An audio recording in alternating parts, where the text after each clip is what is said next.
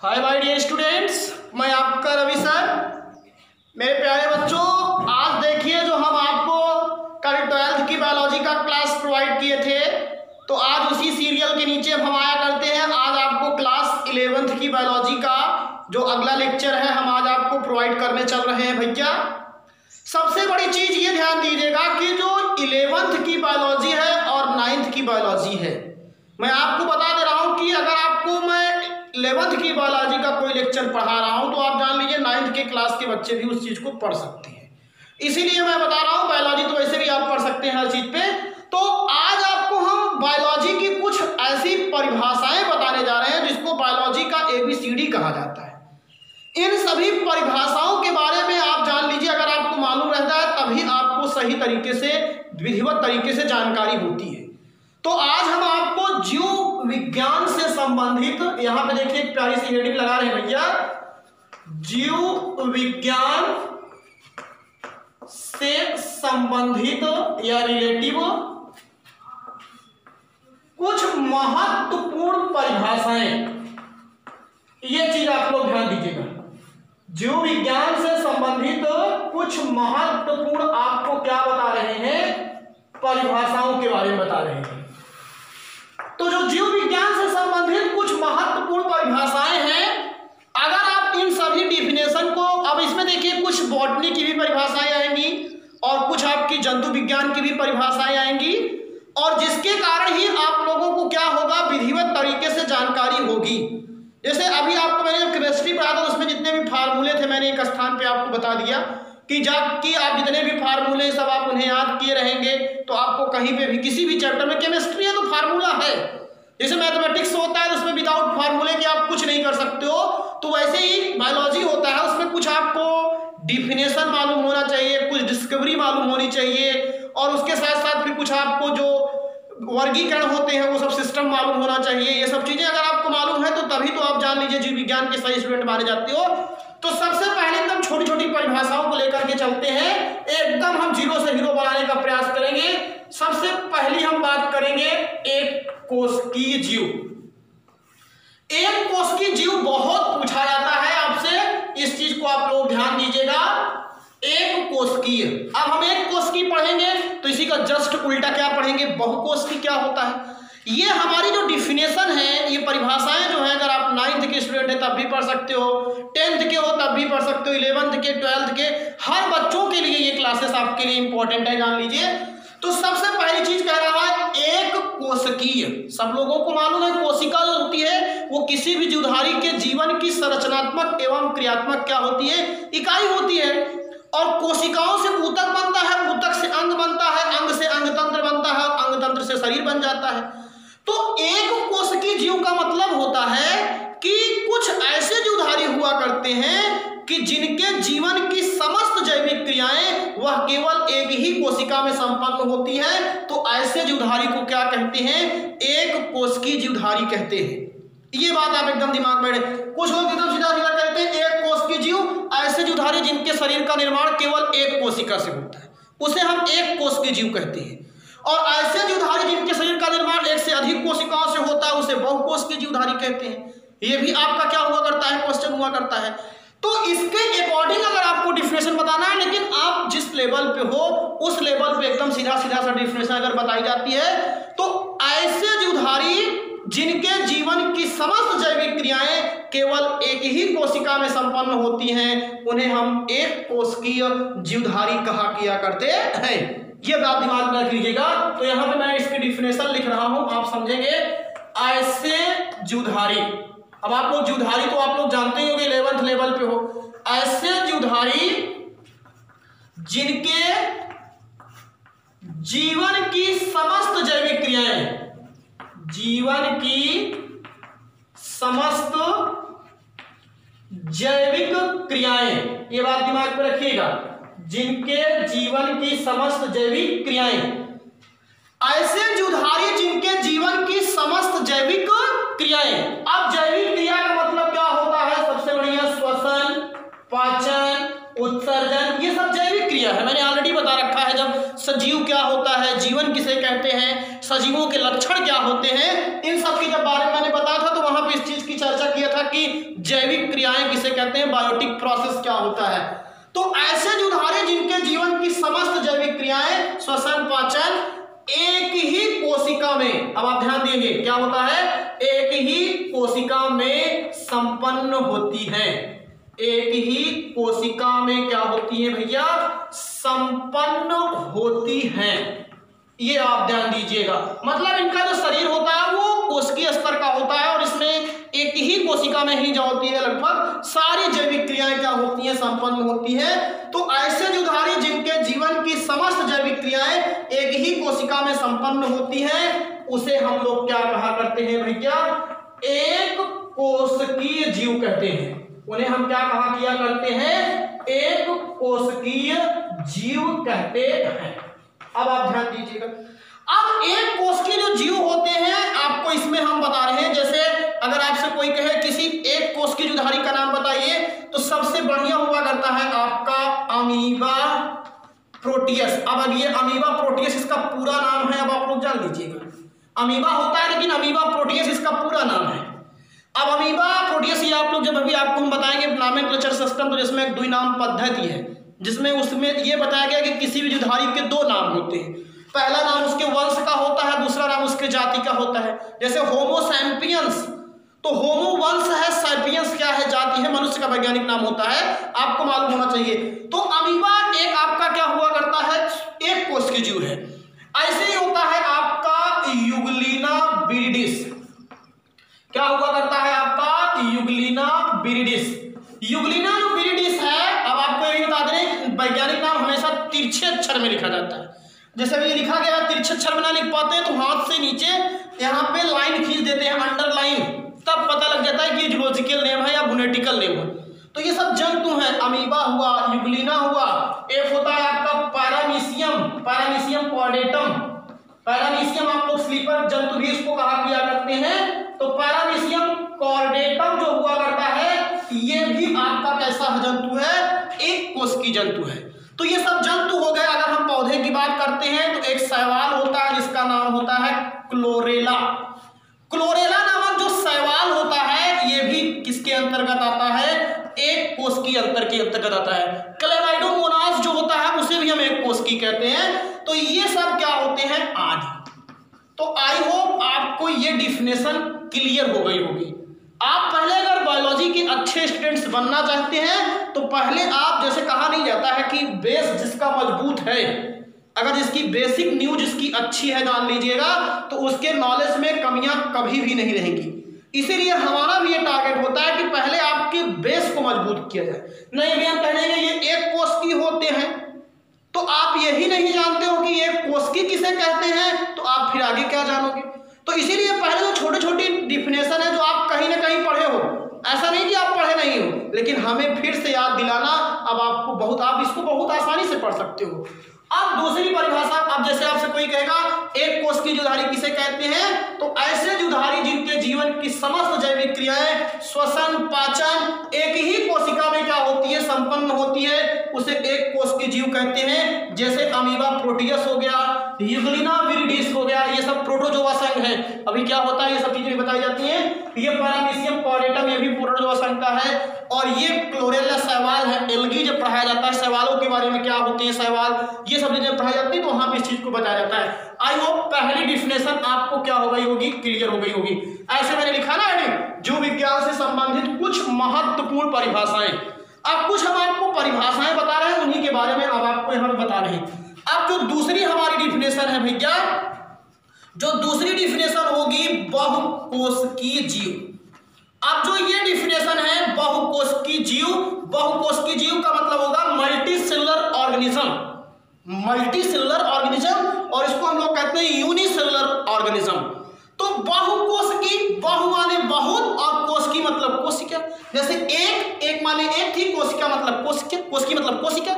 तो अगर हम इसकी डिफिनेशन की बात करेंगे तो ऐसे सीधा सीधा कह देंगे, ऐसे जीवधारी जिनके जीवन की समस्त जैविक क्रियाएं एक से अधिक कोशिकाओं में संपन्न होती है, मोर देन वन, एक से अधिक या बहुत सी चाहे कह दीजिएगा, आपके ऊपर डिपेंड करता है कि आप अपनी भाषा में, कोई किताबी लैंग्वेज नहीं।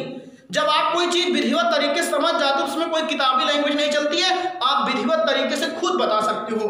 तो यहाँ पे बहुकोशिकीय जीव का मतलब आप समझ गए होंगे, ऐसे जीवधारी, देखिए एकदम डिफिनेशन उसी से मिलती जाएगी, ऐसे जीवधारी जिनके जीवन की समस्त जैविक क्रियाएं श्वसन पाचन, अब जहां लिखियो एक ही कोशिका में, वहीं लिख सकते हो एक से अधिक कोशिका में या बहुत सी कोशिकाओं में संपन्न होती है, उसे हम क्या कहा किया करते हैं, बहुकोशिकीय जीव कहा किया करते हैं।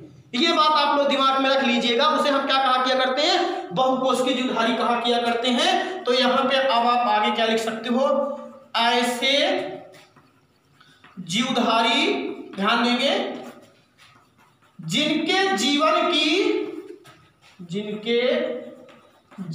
की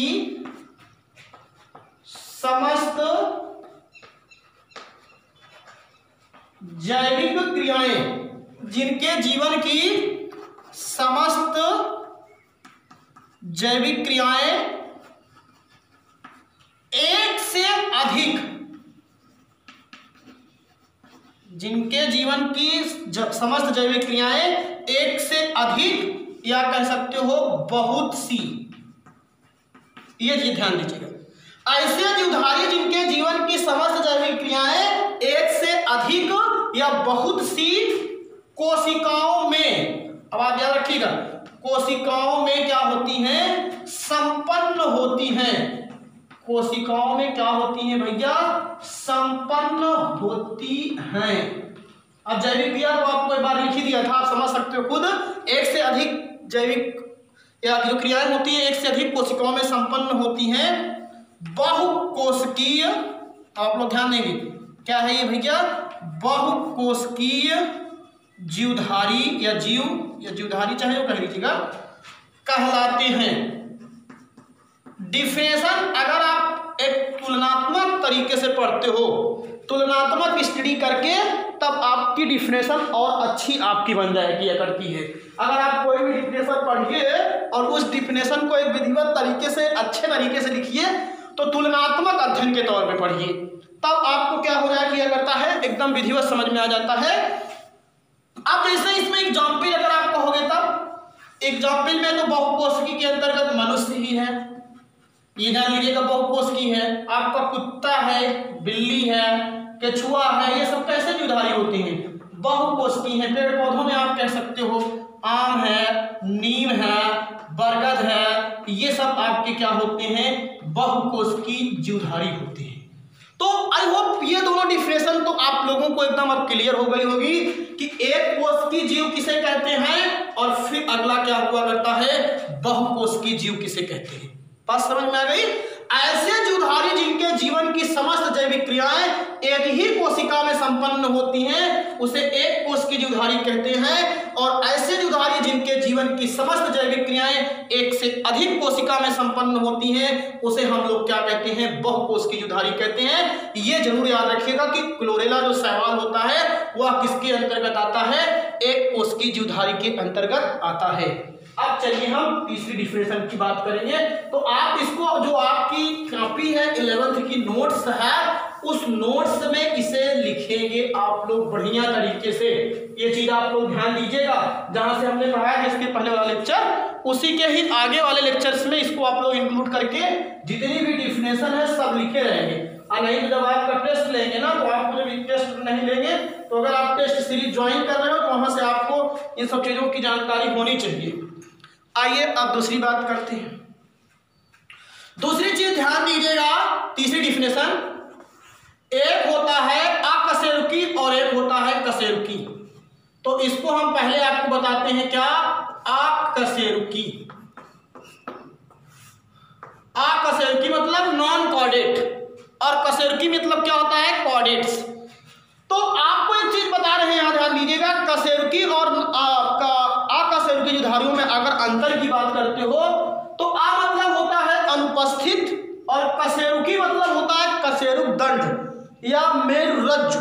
ये चीज ध्यान दीजिए।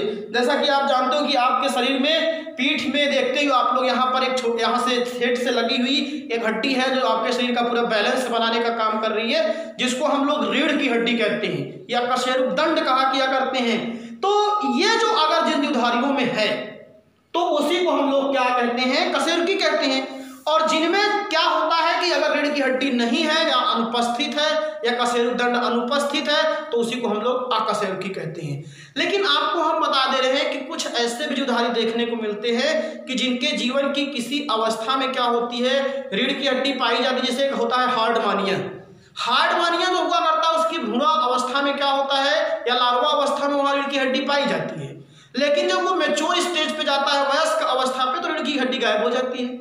तो अगर आपसे कोई कहेगा कि अब बताइए ये क्या है, कॉर्डेट है कि नॉन कॉर्डेट है, तो इसीलिए जो कशेरुकी और अकशेरुकी की परिभाषा है उसे चेंज करना पड़ा और वो परिभाषा ये बताना पड़ा ऐसे जीवधारी जिनके जीवन की किसी भी अवस्था में, ये टॉपिक नोट करने लायक है, नोट कर लीजिएगा, क्योंकि अगर आप कह दोगे कि रीढ़ की हड्डी नहीं पाई जाती है, पाई जाती है, तो आप हार्डमानिया के जो एग्जाम पे मैंने लिया है वो आपके लिए गलत हो जाएगा।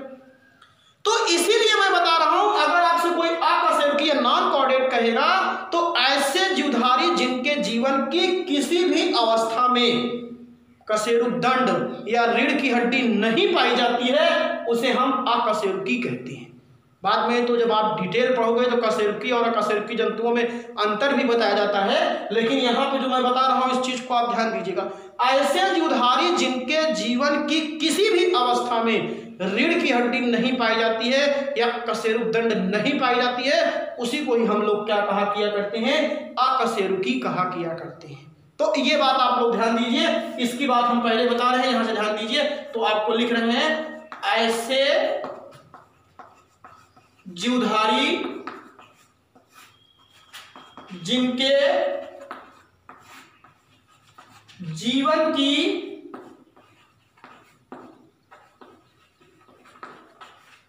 किसी भी अवस्था में, जिनके जीवन की किसी भी अवस्था में कशेरुक दंड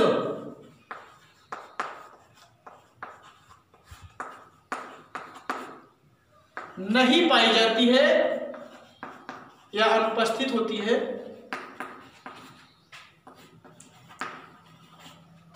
अकशेरुकी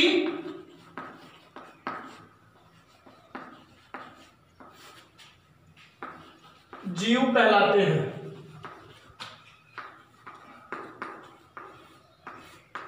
या अकशेरुकी जंतु कहलाते हैं। पौधे नहीं होते हैं अकशेरुकी, एक पर पौधे। तो ऐसे जीवधारी जिनके जीवन की किसी भी अवस्था में कशेरुक दंड जो है वो नहीं पाई जाती है तो वो जीवधारी क्या कहलाते हैं, अकशेरुकी जीवधारी कहलाते हैं। जैसे जब आपको हम पूरा प्राणी जगत पढ़ाएंगे तो प्राणी जगत को 10 जगत में बांटा गया है। Protozoa, Porifera, Coelenterata, Aschelminthes, Platyhelminthes, Annelida, Arthropoda, Mollusca, Echinodermata, Chordata. तो जो शुरू के 9 आ गए, Protozoa, Porifera, Coelenterata, Aschelminthes, Platyhelminthes, Annelida, Mollusca, Echinodermata, ये जो 9 संघ है, इस 9 संघ के अंतर्गत जितने भी जीवधारी रखे गए हैं वो सब अकशेरुकी है, नॉन कॉर्डेट्स। ये चीज आप लोग ध्यान दीजिएगा। तो आप कोई भी इसमें उदाहरण लिख सकते हो, जैसे केचुआ हो गया, केचुआ में तो हड्डी पाई नहीं जाती आप कह सकते हो। अगर आप लोग देखे होंगे तो एस्केरिस, केचुआ का पूरा नाम क्या होता है जानते हो? केचुआ तो आपको जानते हो, इसका नाम वैज्ञानिक नाम होता है फेरिटिमा पोस्थुमा। एस्केरिस, एस्केरिस लुम्ब्रिक्वाइडिस इसका वैज्ञानिक नाम होता है। तो ये भी एक नॉन कॉर्डेट है। जोक, जोक आप लोगों ने देखा होगा, हिरुडुनेरिया ग्रेनुलोसा, लीच जिसको कहते हो। तो ये सब कैसे जीवधारी होते हैं, नॉन कॉर्डेट, अकशेरुकी। तो ये हो गया आपका आदि, यहां पे हम कर दिए। तो इस तरीके से ये भी डिफिनेशन आपको कंफर्म हो जानी चाहिए।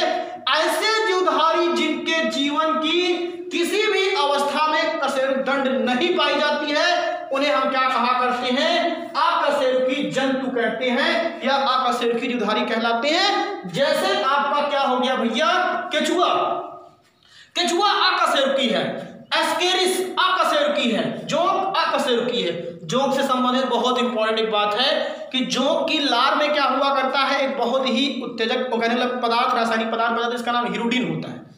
और उस हिरुडिन पदार्थ के कारण क्या होता है, जब जोंक रक्ताहारी है, रक्त को पीती है, जान लीजिएगा। अभी जीवधारियों को बताएंगे कि आहार के आधार पर जीवधारियों को कितने प्रकार से बांटा गया, अभी बहुत डिफिनेशन है माय डियर। अभी जैसे शुरुआत की है तो ये तो ट्रेलर है, अभी पूरी पिक्चर बाकी है, ये नोट कर लीजिएगा। तो अब आपको बता दिया मैंने, जोंक की जो लार होती है उसमें हिरुडिन और वो हीरोडिन क्या करता है, जब जो किसी भी जीवधारी से रक्त को सकिंग करती रहती है, चूसती रहती है, तो उस समय उस रक्त को कोगुलेट होने से, थक्का होने से क्या करता रहता है, बचाता रहता है। इसीलिए नहीं तो जोंक भाई अगर पकड़े तुरंत ही आपका ब्लड थक्का बन जाए और जोंक को परेशान होकर भाग देना चाहिए, लेकिन ऐसा होता नहीं है। जो कंटिन्यूअस ब्लड को पीती रहती है और पी रही है तो उसका मतलब क्या है, और उसके आहार नाल में तो बहुत जान लीजिए छोटे छोटे भाग पाए जाते हैं, कई खंडों में उसका आमाशय बटा होता है, उसको क्रॉप कहा करते हैं। वहां पर जाकर के वो ब्लड हमेशा काफी समय तक पड़ा रहता है, और जब उसको एक्स की लेइंग करनी होती है, बहुत डिटेल की बातें हैं, हम अपने टॉपिक से हट जाएंगे। तो अब आपको बताया क्या मैंने, कशेरुकी, कशेरुकी हो गया। अब जो चौथी डिफिनेशन है एकदम इसी की, आपको इसीलिए तुलनात्मक डिफिनेशन बता रहे हैं कि ताकि आपको तुलनात्मक डिफिनेशन में समझ में आ जाए। कशेरुकी किसे कहते हैं? कशेरुकी का मतलब होता है, आप ध्यान दीजिए, अब आप इसी को एकदम उल्टा कर दीजिएगा, तो ऐसे जीवधारी जिनके जीवन की किसी भी अवस्था, अब भ्रूण अवस्था, लार्वा अवस्था, वयस्क अवस्था, किशोरा अवस्था, वृद्धा अवस्था, तरुण अवस्था, जितनी भी अवस्थाएं आप जानते हो, उन सभी अवस्था में अगर किसी भी अवस्था में, इसी कशेरुकी को ही कार्डेट्स भी बोलते हैं, कभी जान लीजिएगा, तो आपके जीवन की किसी भी अवस्था में अगर ये कशेरुकदंड या रीढ़ की हड्डी पाई जाती है तो उसे हम लोग क्या कहा करते हैं, कशेरुकी जीवधारी कहा किया करते हैं। तो आपको हम इसकी परिभाषा बता रहे हैं, ध्यान दीजिए। ऐसे जीवधारी जिनके जीवन की किसी भी अवस्था में, जिनके जीवन की किसी भी अवस्था में कशेरुकदंड, नोटोकार्ड, ये सब नाम इसी के हैं, मेरुरज्जु, ये जान लीजिए, या रीढ़ की हड्डी, रीढ़ की हड्डी क्या होती है, पाई जाती है या उपस्थित होती है, ये ध्यान दीजिएगा, उपस्थित होती है,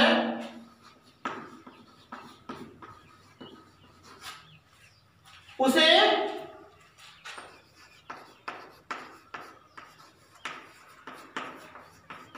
कशेरुकी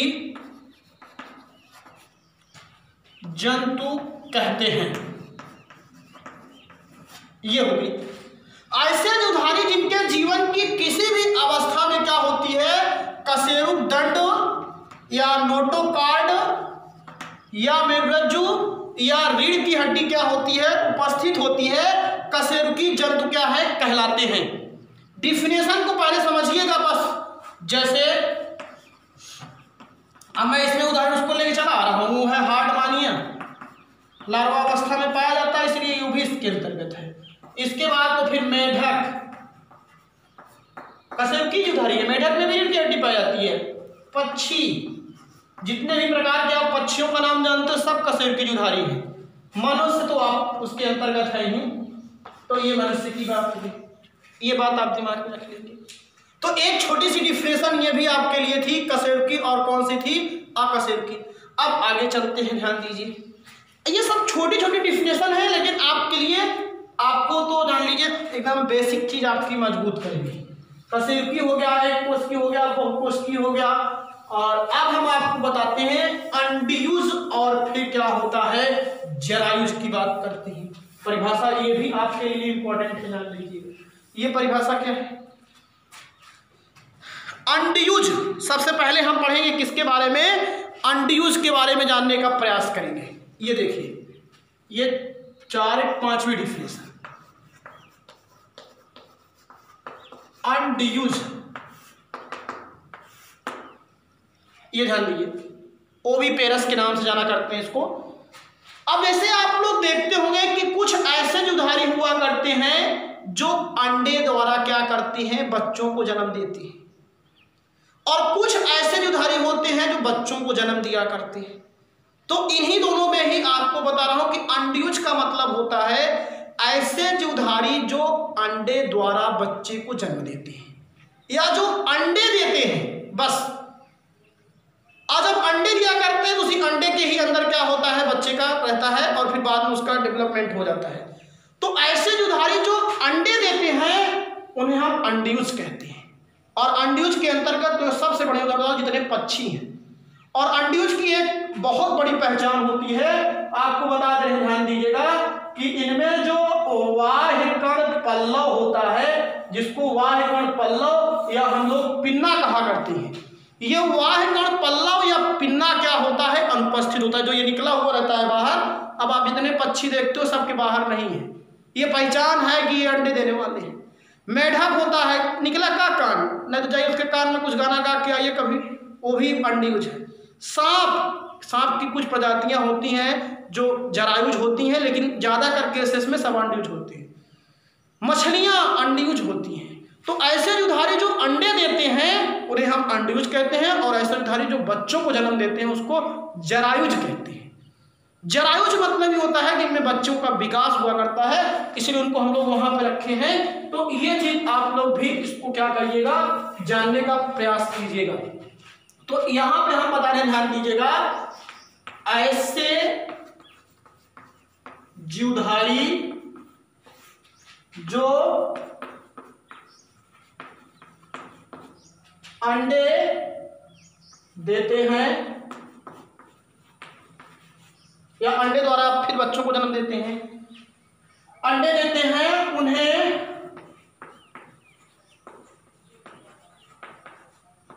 अंड्यूज या ओविपेरस कहते हैं।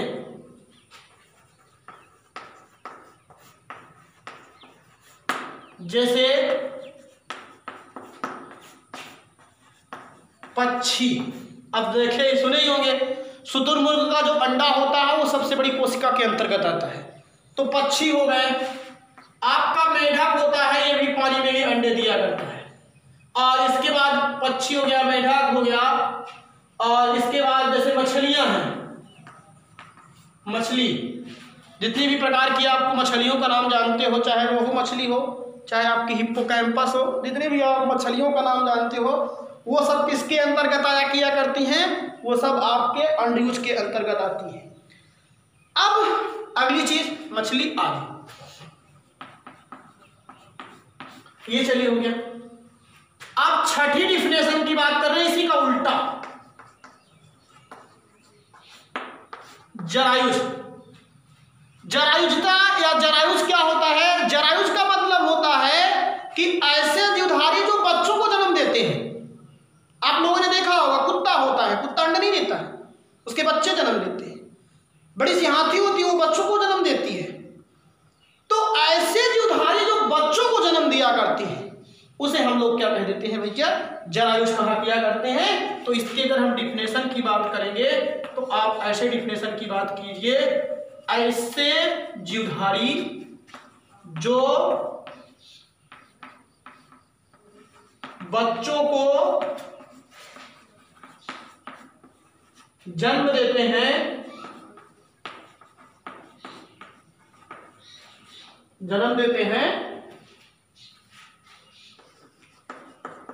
जरायुज या ओविपेरस, जरायुज जंतु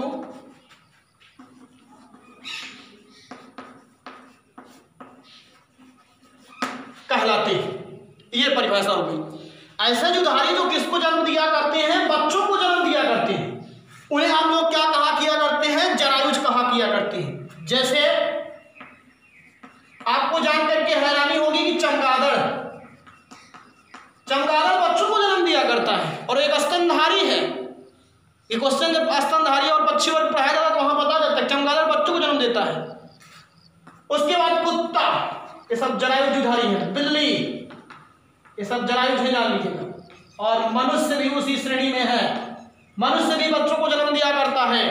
तो मनुष्य और क्या हो गया, आदि। तो ये सब डिफिनेशन है। आपको अगर मालूम है तो आपको और अच्छा आना चाहिए, और नहीं मालूम है तो आप इसको सीखिए।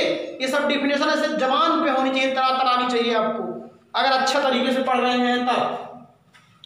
अगला हुआ करता है जो सातवीं डिफिनेशन है, वो है समतापी जंतु। ये समतापी क्या होता है जान लीजिए। समतापी का मतलब होता भी आप ध्यान दीजिए। जैसे आप देखते हो कि हमारे यहाँ कई प्रकार की ऋतुएं होती हैं। वर्षा ऋतु होती है जिसमें प्रमुख से, ग्रीष्म ऋतु होती है, आपकी ठंडी आती है, शरद जिसको कहते हो। तो जो ये ऋतुएं हुआ करती हैं, इस ऋतुओं में आप देखते हो कि इस वातावरण का जो तापमान होता है वो अलग अलग हुआ करता है, और उस तापमान के हिसाब से नए नए इधर जैसे मेढक होता है, जब वर्षा ऋतु आती है तभी आपको दिखाई देता है। ठंडी के समय मेढक कहाँ गया, गर्मी के समय मेढक कहाँ गया। तो सभी जीवधारियों के जीवन के लिए क्या हुआ करती है, एक निश्चित फेवरेबल कंडीशन होती है, और इसी के अकॉर्डिंग उनके शरीर का तापमान क्या होता है, घटता बढ़ता रहता है। तो ऐसे जीवधारी जिनके शरीर का तापमान हमेशा समान रहता है, सभी ऋतुओं में समान रहता है, उसी को ही हम लोग क्या कहते हैं, समतापी कहते हैं। क्या कहते हैं, समतापी। समतापी मतलब समान ताप, चाहे जाड़ा हो, चाहे गर्मी हो, चाहे बरसात हो, जितनी भी ऋतुएं होती हैं उन सभी ऋतुओं में उनके शरीर का तापमान बराबर रहता है। और अगर उनके शरीर का तापमान बराबर रहता है तो उसी को ही हम लोग क्या कहते हैं, समतापी कहते हैं। क्या कहते हैं उसे, समतापी कहते हैं। और अगला होता है विषमतापी। अब विषमतापी होमो होता है और एक हेटेरो। तो होमो तो बता दिया कि ऐसे जीवधारी जिनके शरीर का तापमान सभी समय में या सभी ऋतुओं में समान रहता है, हमेशा बराबर रहता है। अब जैसे मनुष्य होता है, मनुष्य के शरीर का टेम्परेचर 37 डिग्री सी है, फ़ारेनहाइट में आप नापोगे तो 8.6 फ़ारेनहाइट। तो जो 37 डिग्री सी 37.6 डिग्री सी होता है, अब ये जो डिग्री सी टेम्परेचर है ये आपका हमेशा वही रहता है। घटा तब भी बीमार, बढ़े तब भी बीमार। बुखार हुआ ना ज़्यादा हो गया तो, और घटा तो कुछ दूसरा रोग हुआ। तो आप इसीलिए हर ऋतु में आप सर्वाइव कर रहे हो, और इसीलिए हम अपने शरीर का टेम्परेचर बराबर रखने के लिए ही ठंडी के समय में गर्मी ऊनी कपड़ा पहन लेते हैं, गर्मी का समय आता है तो एकदम सूती कपड़े पहन लेते हैं, ताकि टेम्परेचर आपके शरीर का बराबर रहे। नहीं कि ठंडी के समय आवा उसमें भी आप बढ़िया पतला सा टी शर्ट पहन के घूमिए और लगे कि ठंडी ना डिसअपियर हो गया, मार्कवाड डार्विन के अनुसार, तो बताइएगा हमको। तो अब यहाँ पे बता रहे हैं, ध्यान दीजिए, ऐसे जीवधारी जिनके शरीर का तापमान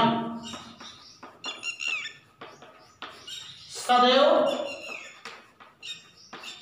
स्थिर रहता है, समान रहता है, सदैव स्थिर रहता है, समान रहता है, समतापी जंतु कहलाते हैं।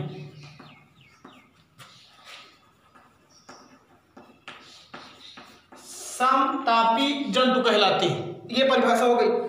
ऐसे जीवधारी जिनके शरीर का तापमान सदैव स्थिर रहता है या समान रहता है, समतापी कहलाते हैं। अब आप किसी का नहीं उदाहरण लीजिए, मनुष्य है, इसके भी शरीर का तापमान वैसे ही रहता है। स्तनधारियों में खास तौर से जितने भी होते हैं सबके शरीर का तापमान एक जैसा होता है। तो यहाँ पे क्या कह सकते हो, मनुष्य, कुत्ता भी उसी के तरीके से होता है। तो ये सब आपके जितने भी स्तनधारी होते हैं ये ज्यादा करके कैसे होते हैं, सब आपके समतापी होते हैं। कैसे होते हैं, समतापी होते हैं, ये चीज याद रखिएगा। ऐसे जीवधारी जिनके शरीर का तापमान सदैव क्या रहता है, स्थिर रहता है या समान रहता है, उन्हें हम लोग क्या कहा किया करते हैं, समतापी कहा किया करते हैं। क्या कहते हैं, समतापी नहीं, समतापी। 8वीं डिफिनेशन, ये सब छोटी छोटी डिफिनेशन है लेकिन आपको मालूम होनी चाहिए। विषमतापी जंतु, विषमतापी जंतु क्या है भैया, विषमतापी मतलब देखिए, विषम मतलब क्या होता है, अलग अलग, भिन्न भिन्न। गर्मी में कुछ और रहेगा, वर्षा ऋतु आएगी कुछ और हो जाएगा, ठंडी आएगी कुछ और हो जाएगा। तो ऐसे जीवधारियों को हम लोग क्या कह दिया कर देते हैं, विषमतापी जीवधारी कहा किया करते हैं। तो आप यहां क्या कह सकते हो, ऐसे जीवधारी जिनके शरीर का तापमान वातावरण के अनुसार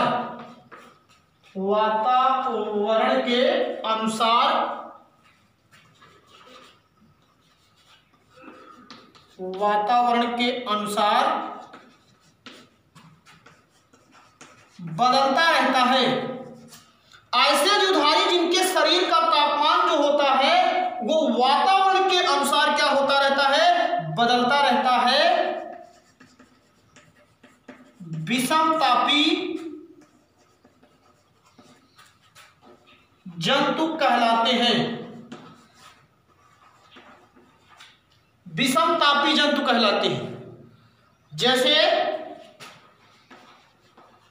इसमें सबसे बढ़िया उदाहरण मैं बता दे रहा हूं, मेढक। क्या होता है, मेढक।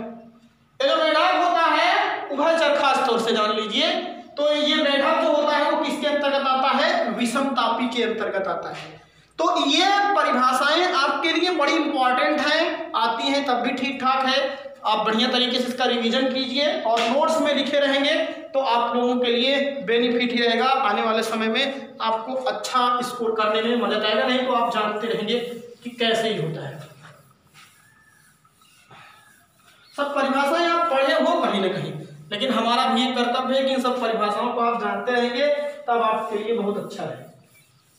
अब थोड़ा हम चलते हैं न्यूट्रिशन के आधार पर, ये चीज ध्यान दीजिए। न्यूट्रिशन के अकॉर्डिंग अगर बात की जाए तो जैसे जानते हो जीवधारियों में पोषण दो प्रकार का होता है, एक होते हैं स्वपोषी और एक होते हैं परपोषी। तो स्वपोषी किसे कहते हैं, परपोषी किसे कहते हैं, ये भी आप जानिए। परपोषी में फिर कई प्रकार के होते हैं। मृतोपजीवी क्या होता है, परजीवी क्या हुआ करता है, सहजीवी क्या होता है, कीटभक्षी क्या होते हैं। तो कई प्रकार के ये आपको न्यूट्रिशन में भी देखने को मिलता है। तो हम यहाँ पे भी आपको कुछ बताने का प्रयास करते हैं। तो सबसे पहली चीज यहाँ पे कितना जो भी हुआ होगी, देखिए पहली कौन सी डिफिनेशन बताया आपको मैंने, आपको एक कोष की, फिर बहुकोष की, फिर अकशेरुकी, कशेरुकी, 4 डिफिनेशन हो गई। फिर सम अंडयुज जरायुज 6 हो गई। फिर आपकी समतापी विषमतापी 8 हो गई। फिर 9वीं डिफिनेशन, 9 और 10 डिफिनेशन आज बताएंगे। एक होता है स्वपोषी, स्वपोषी जीव।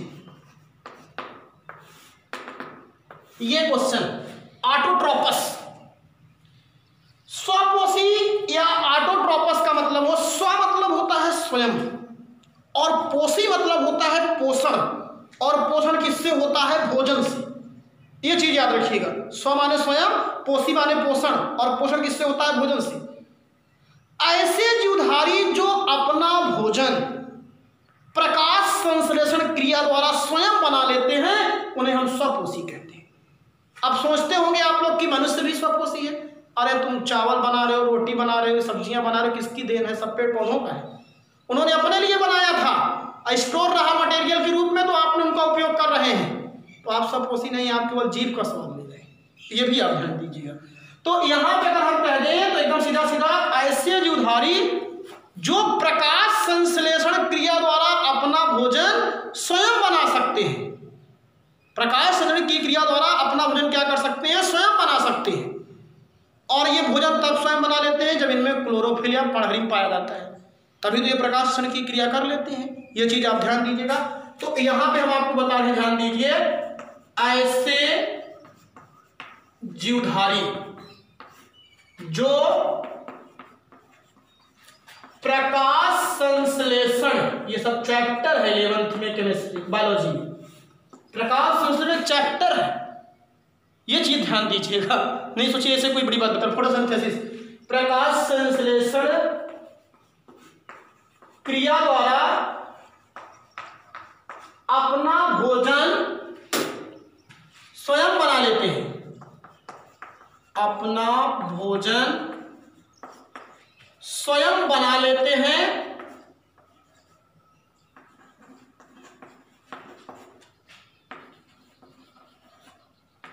स्वपोषी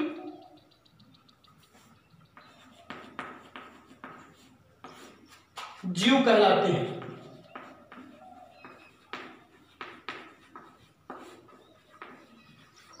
यह चीज देखिए, ऐसे जीवधारी जो प्रकाश संश्लेषण क्रिया द्वारा अपना भोजन स्वयं बना लेते हैं, उन्हीं को हम लोग क्या कहा स्वपोषी कहते हैं।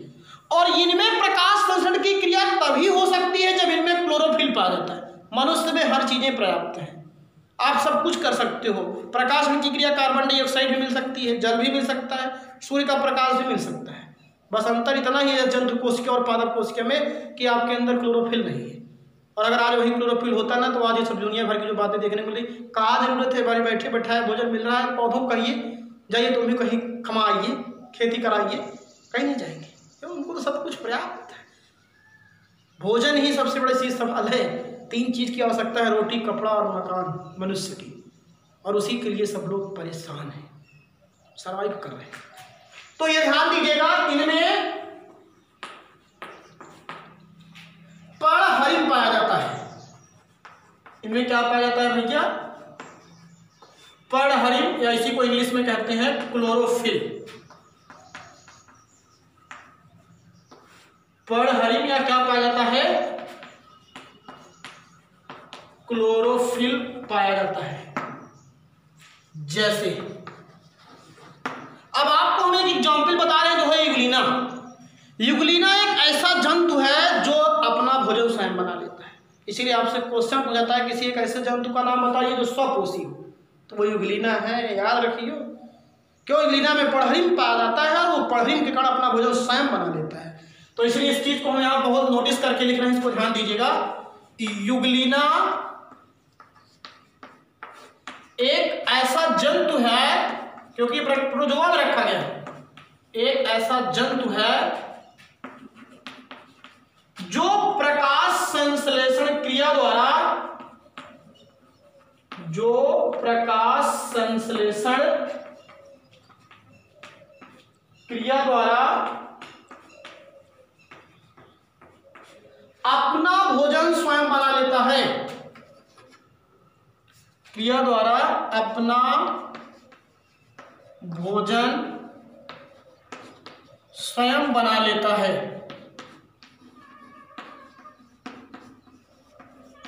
ये चीज याद रखिएगा। अतः युगलिना को पौधों एवं जंतुओं के बीच की कड़ी कहते हैं, कनेक्टिव लिंक। जब आप क्लासिफिकेशन पढ़ोगे तो वहां पता लग जाएगा क्यों युगलिना ऐसा है। इसका मतलब है कि युगलिना भाई भोजन बनाना किसका लक्षण है? पौधों का है। लेकिन रखा कहाँ गया? इसको संघ प्रोटोजोआ में भी रखा गया है। इसीलिए युगलिना को क्या कहा जाता है? जंतुओं और पौधों के बीच की कड़ी कहा जाता है। अतः कड़ियां भी बहुत इंपॉर्टेंट हैं। युगलिना को जंतु जगत या जंतुओं के बीच की एवं पादप जगत, जंतु जगत एवं पादप जगत के बीच की कड़ी कहा जाता है। ये इसकी डिफिनेशन हो गई। युगलिना एक ऐसा जंतु है जो प्रकाश संश्लेषण की क्रिया द्वारा अपना भोजन स्वयं बना लेता है। अतः युगलिना को क्या कहते हैं? जंतु जगत एवं पादप जगत के बीच की क्या कहते हैं? कड़ी कहते हैं। ये याद रखिएगा। अब इसके अलावा तो अगर स्वपोषी में तो आपके जितने भी हरे पेड़ पौधे हैं स्वपोषी के अंतर्गत समस्त हरे पेड़ पौधे, क्योंकि हरे रहेंगे तो उनमें क्लोरोफिल है, हरे पेड़ पौधे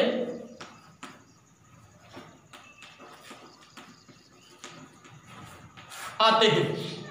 स्वपोषी के अंतर्गत कौन आते हैं भैया? समस्त हरे पेड़ पौधे। ये चीज आप ध्यान दीजिएगा। स्वपोषी के अंतर्गत कौन आता है? समस्त हरे पेड़ पौधे। अगली डिफिनेशन परपोषी जीव, इसी का उल्टा कह दीजिएगा। ऐसे जीवधारी जो अपना भोजन स्वयं नहीं बना पाते और वह भोजन के लिए प्रत्यक्ष या अप्रत्यक्ष रूप से किस पर आधारित होते हैं? स्वपोषी पर आधारित होते हैं। उन्हें हम क्या कहते हैं? परपोषी कहते हैं। और जितने भी जंतु हैं इस पृथ्वी पर, जंतु भी हैं, कुछ पेड़ पौधे भी हैं जो परपोषी के अंतर्गत आते हैं, तो आपको ये बता दे रहे हैं वो इसके अंतर्गत आते हैं, परपोषी के अंतर्गत आते हैं। तो इसकी डिफिनेशन ज़्यादा आपके लिए परेशानी वाली नहीं चीज होगी। ऐसे जीवधारी जो अपना भोजन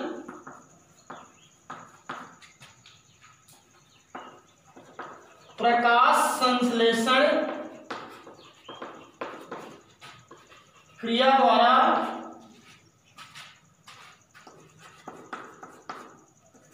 स्वयं नहीं बना सकते हैं,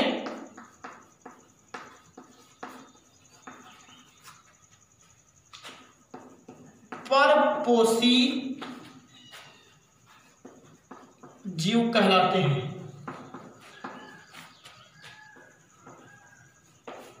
क्या कहलाते हैं? परपोषी जीव कहलाते हैं, जैसे जंतु। अब जंतु क्या लिखिए? मनुष्य, नाम लिख दो ज़्यादा अच्छा है, अपना अपना नाम, कुत्ता, बिल्ली आदि। तो ये डिफिनेशन थी जो आप लोगों के लिए कुछ टर्मिनोलॉजी के रूप में आ रही हैं। इन सब डिफिनेशन को आप जितना अच्छा जानते रहेंगे उतना ही अच्छा रहेगा। मैं आपको बार बार समझा रहा हूँ, फिर सबसे एक बार लास्ट बार मैं कह रहा हूँ कि अगर आप चैनल्स पर नए हो तो अपने चैनल पर लिखो Ravi institute chemistry and biology, और नीचे आप सर्च करेंगे तो आपको रेड कलर में सब्सक्राइब लिखा रहेगा, उसको आप प्रेस कर लीजिए और बेल आइकन को प्रेस कर लीजिए, बगल में घंटी रहती है, दबा के उसको आराम कर लीजिए। सारे लेक्चर को आपको नोटिफिकेशन मिलती रहेगी और आप बढ़िया सा एक खूबसूरत नोट्स बनाइए। नोट्स आपकी प्रिपेयर हो जाए उसको सेंड कीजिए, ये हमारा व्हाट्सएप नंबर है। और ज़्यादा से ज़्यादा आप लोग हमारे इस चैनल से जुड़ने का प्रयास करें। थैंक यू, धन्यवाद।